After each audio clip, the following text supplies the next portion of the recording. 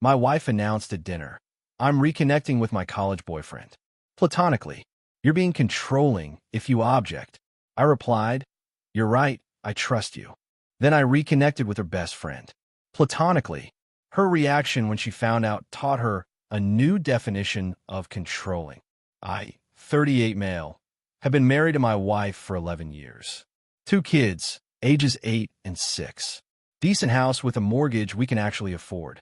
I work as a logistics manager for a distribution company. She's in pharmaceutical sales. Combined income around $185,000. We were, by most metrics, doing fine. Not perfect, but fine. We argued about the usual stuff. Who forgot to switch the laundry?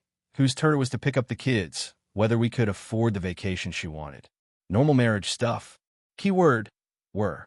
3 weeks ago, we're having dinner. Kids are at the table, eating their chicken nuggets, completely oblivious. My wife puts down her fork and says, with zero build-up, "I've been thinking. I want to reconnect with my college boyfriend. We've been messaging on LinkedIn, and I think it would be healthy to have coffee with him." I stopped chewing, literally mid-bite. Your college boyfriend, the one you dated for 2 years. The one you told me was the one that got away at our engagement party after 3 glasses of wine. She rolled her eyes. That eye roll, I've been seeing it more and more over the past year. That was years ago. We're adults now. It's purely platonic. He's married too, and his wife knows about this coffee date. It's not a date. Why do you have to make everything sound sinister? It's 2 old friends catching up, and I don't know his wife's opinion because, frankly, it's none of her business. Just like it's none of yours. I set my fork down slowly. So you're telling me, not asking me. I'm telling you because I respect you enough to be transparent. But yes, this isn't a negotiation. I'm allowed to have friends. I'm allowed to have a social life outside of you and the kids. If you object to that, it's controlling behavior, and frankly, I expected better from you. The kids were staring now. My 8-year-old asked if we were fighting. My wife smiled sweetly and said, "No, honey, Daddy just needs to process his emotions. He sometimes has trouble with change." Something cold settled in my chest. Not anger exactly, more like recognition. I'd seen this pattern before. The rehearsed speech, the preemptive accusations, the framing that made any objection proof of my inadequacy. She prepared for this conversation. She knew what she wanted and had constructed the entire moral framework to make me the villain if I disagreed. "You're absolutely right," I said. "I trust you completely. Have a great time." She blinked. Clearly wasn't expecting that. Really? Platonic friendships are important. You deserve to maintain connections outside our marriage. I've actually been meaning to reconnect with some old friends myself. She smiled, relieved. Her shoulders dropped from that defensive posture. See? That's the mature response. I knew you'd come around once you thought about it rationally.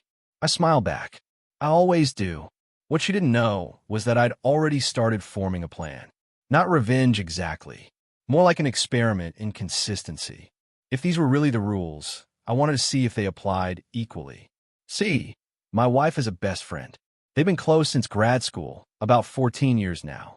This friend is single, attractive, and has always been genuinely warm toward me. Not flirty, just kind. She remembered my birthday, asked about my work, actually listened when I talked. She's come to every birthday party, every holiday dinner. She was in our wedding as maid of honor. Over the years, my wife has made pointed comments about how I should keep my distance from her. Nothing explicit, just little jabs. "You two seem cozy tonight. She laughed a lot at your jokes. Don't get any ideas. She's off limits." I always laughed it off. I had zero interest in anything inappropriate. But the double standard was always there, simmering just below the surface. The day after my wife's announcement, I sent her best friend a message on Instagram. Nothing weird. Just, "Hey, haven't talked one-on-one in a while. Would love to catch up over coffee sometime. Been going through some stuff and could use a friend's perspective." She replied within an hour. "Of course. Is everything okay? You seem stressed lately. I'm free Thursday if that works." Thursday worked perfectly. Update 1, 2 weeks later. A lot has happened. Buckle up. My wife had her platonic coffee with her college ex twice, actually. The first one was supposed to be an hour, just a quick catch-up. She came home 3.5 hours later, glowing, talking about how amazing it was to reconnect, how he's doing so well in his career, how his marriage is complicated, but he's working through it. Red flags everywhere. Complicated marriage is code for looking for an exit, and we all know it. But I kept my mouth shut, just smiled and said, "That's great, honey. I'm glad you had fun." Second coffee happened a week later. This time, she didn't tell me beforehand. I only found out because our daughter mentioned Mommy's friend with a nice car when I asked about her day. Turns out my wife picked her up from school with him in the passenger seat. She introduced our kids to him without so much as a heads up to me. When I asked about it that night, she got defensive immediately. He was in the area. I was picking up the kids anyway. It's not a big deal. Why are you interrogating me? I'm not interrogating. I just asked who he was because our daughter mentioned him. And now you're using our children to spy on me? That's really low. She volunteered the information. I didn't ask leading questions. You're making this into something it's not.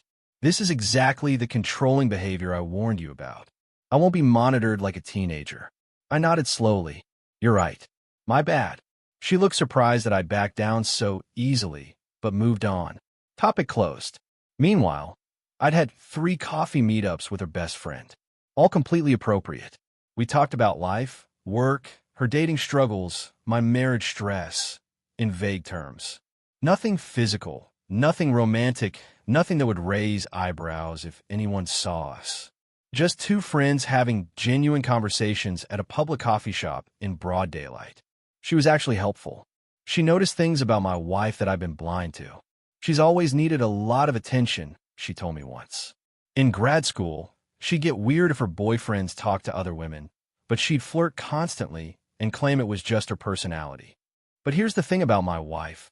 She has a network. Her friends talk to each other constantly. And her best friend, being an honest person, mentioned to another mutual friend that she'd been hanging out with my husband lately because he seemed like he needed someone to talk to. That information traveled through the network in about 48 hours. My wife came home from work last Wednesday, absolutely livid. Slammed the door so hard the pictures on the wall rattled. You've been seeing my best friend behind my back. I was on the couch, reading a book. Didn't even look up. Not behind your back. I told you I was reconnecting with old friends. She's my friend, not yours. She's been in our lives for 14 years. I'd say she's both our friend at this point. You're doing this to punish me. This is some kind of sick revenge. Now I looked up, kept my voice calm. Punish you for what? Having platonic coffee with an old friend? I thought that was healthy adult behavior. I thought objecting would be controlling. Her face went through about 6 different expressions in rapid succession.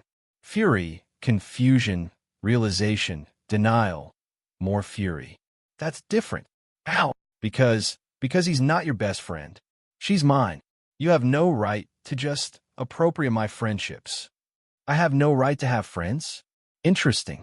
When you said that to me 3 weeks ago, you called it controlling behavior. What's the word for it when you say it? She sputtered. Actually sputtered. I'd never seen her at a complete loss for words before. It was almost fascinating. This is manipulation, she finally said. You're trying to manipulate me. I'm trying to understand the rules. You can have coffee with your ex-boyfriend who you once called the one that got away. I can't have coffee with a mutual friend of 14 years. Help me understand the logic. The logic is that I trust myself and I don't trust you. And there it was. The truth, finally out in the open. So it was never about controlling behavior, I said quietly. It was about you doing whatever you want while I followed different rules.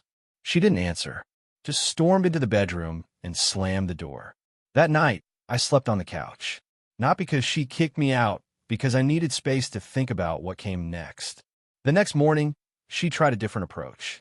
Tears this time. She came out red-eyed, voice shaky. I'm sorry, I yelled. I was just surprised. I didn't expect you to. I just felt betrayed. Betrayed by what specifically?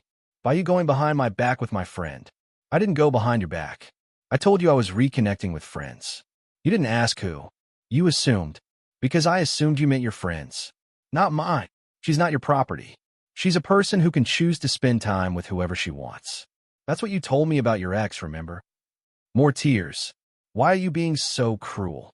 I'm not being cruel. I'm being consistent. I applied the exact same logic you gave me. If that feels cruel, maybe examine the logic. She went to work without another word. That afternoon, I got a text from her mother. "Here we go. I heard you've been upsetting my daughter. A good husband supports his wife, not tears her down. She's been crying all morning. This isn't the man I thought you were." I replied, "With respect, this is between my wife and me. I'd appreciate you not getting involved. She's my daughter. I have every right to protect her from someone who's supposed to love her." Protect her from what? Me having coffee with a friend? No response after that. But I knew this was just the beginning of the family involvement. Update 2, 1 week later. Things escalated faster than I expected. My wife took our kids to her mother's house for the weekend without telling me. Just packed them up and left. I came home Friday to an empty house and a text. "Kids and I are at mom's. I need space to think. Don't contact us." I called immediately. Went to voicemail. Tried again. Same thing. Texted, "You can't just take the kids without discussion. That's not okay." Her response, "I can do whatever I want with my children. You're being controlling again. You need help." That word again. Controlling. She'd completely weaponized it. Any boundary I set, any objection I raised, any expectation of basic communication, all controlling behavior. It was genius, really. She found a magic word that automatically made her the victim in any disagreement. I called a family lawyer that afternoon, not to file anything, just to understand my rights. Turns out, in our state, either parent can take the kids anywhere during the marriage as long as there's no custody agreement in place. But if she tried to establish residency at her mother's house for an extended period, that could complicate things in a future divorce. The lawyer's advice: document everything. Don't escalate. Let her make the mistakes. Be the reasonable one. So I documented. Screenshots of texts. Timeline of events. Notes on every conversation I could remember. Saturday morning, I got a call from her best friend. She was clearly upset. "Your wife called me last night. She's furious. She said I betrayed her, that I was trying to steal her husband, that our 14-year friendship is completely over. I'm sorry. I genuinely never wanted to cause problems between you two. You didn't cause this. She did." I told her the truth, that we just had coffee, that nothing happened, that I was just being a friend to both of you during a difficult time. She didn't care. She said I picked your side, and that's unforgivable. That's really extreme. That's who she apparently is. I'm seeing a side of her I never knew existed. She was screaming at me on the phone, saying I was a terrible friend, that I'd always secretly wanted you, that I was probably sleeping with you this whole time. 14 years of friendship gone in one phone call, because she didn't like something that inconvenienced her narrative. None of what she accused you of is true. I know, but she doesn't care about truth. She cares about control. It's ironic, isn't it? She kept calling you controlling, but the second something didn't go exactly her way. Ironic word choice indeed. Sunday afternoon, my wife came home with the kids. No warning, no discussion, no apology. Just walked in like nothing had happened. Kids trailing behind her looking confused. "Mom helped me realize I was overreacting," she announced. "I'm willing to forgive you for all of this. We can move forward." I was at the kitchen table, working on my laptop. Forgive me for what? For the whole situation. We both made mistakes. Let's just move forward and put it behind us. What mistakes did I make specifically? She hesitated. You went behind my back with my friend. I had coffee with someone I've known for 14 years. You had coffee with your ex-boyfriend you described as the one that got away. You introduced him to our children without telling me. You spent 3.5 hours with him when it was supposed to be 1. Which one is actually behind someone's back? I don't have feelings for him. You told our 8-year-old daughter he had a nice car. You came home glowing after every meeting with him.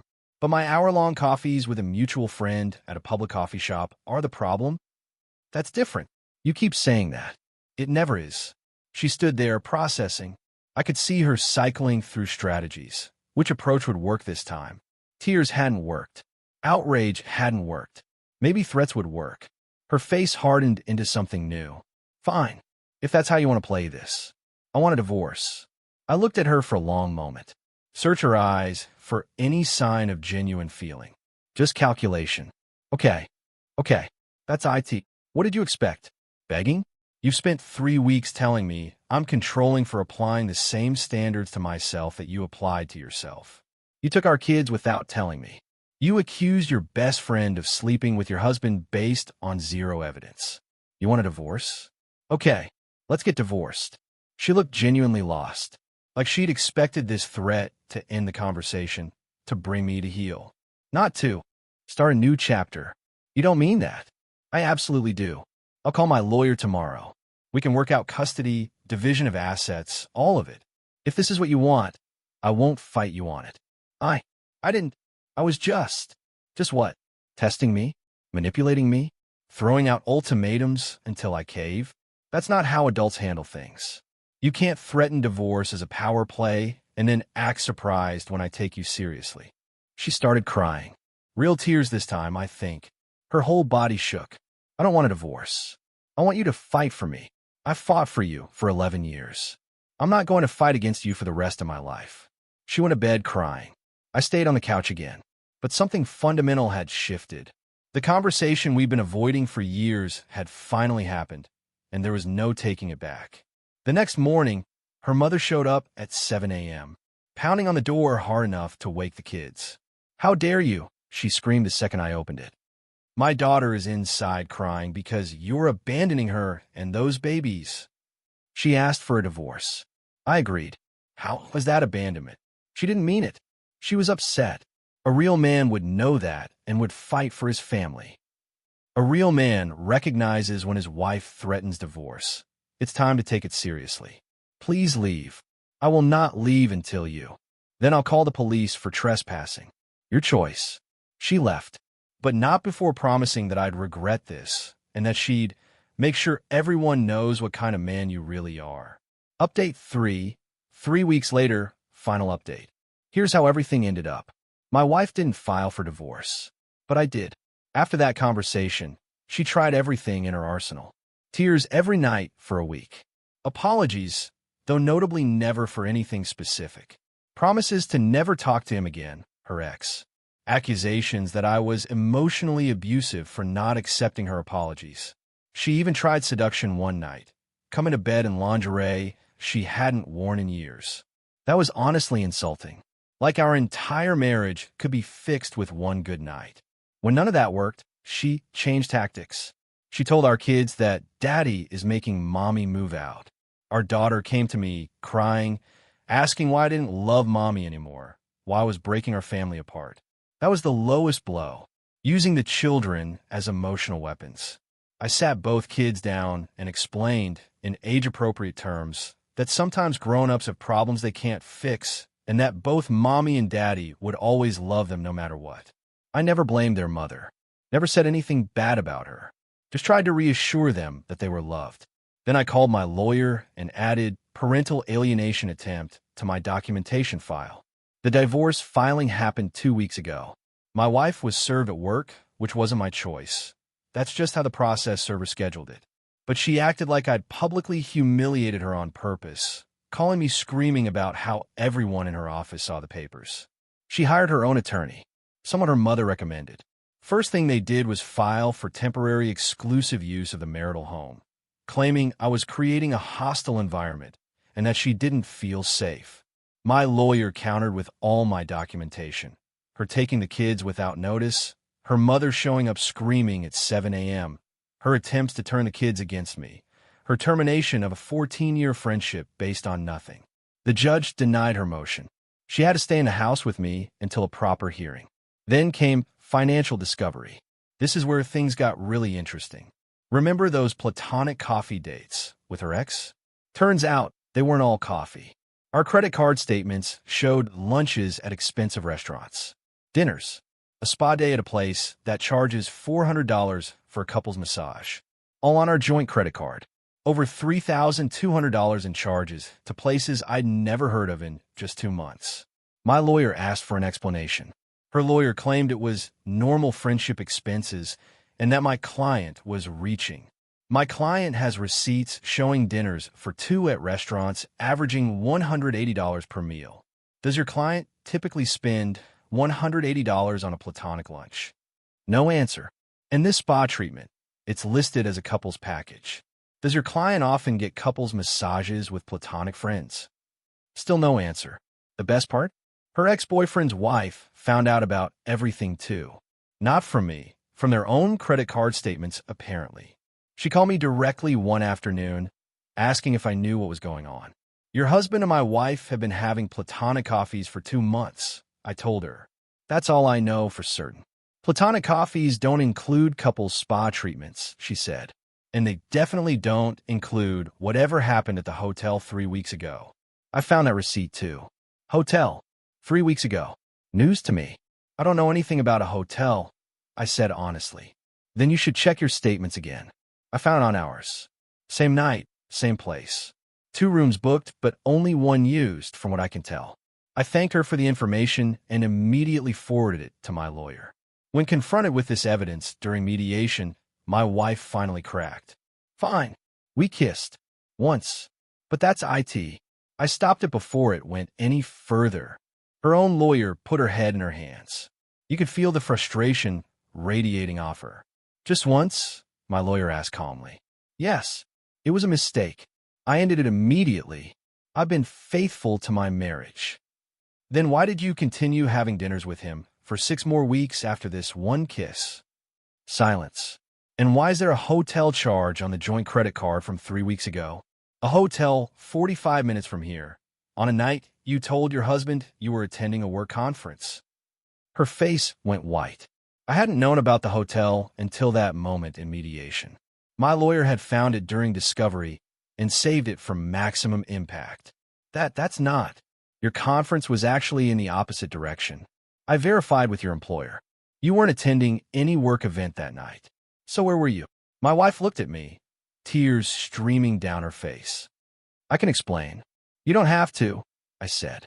We're done here. The mediation ended without agreement. We're now headed for a contested divorce. Here's the current situation. My wife moved out last week. She's at her mother's with the kids half the time, per our temporary custody agreement. 50-50 split, alternating weeks. It's not ideal, but it's fair. Her best friend and I still talk occasionally. Nothing romantic. We're both dealing with our own stuff. But she's been a good friend through all of this. She told me recently that my wife tried to reconnect with her, claiming I had manipulated her into destroying their friendship, and that she was the real victim here. Her best friend didn't buy it. Her ex-boyfriend's wife filed for divorce too. Turns out his complicated marriage was complicated because he'd done this exact thing before with other women. My wife wasn't special.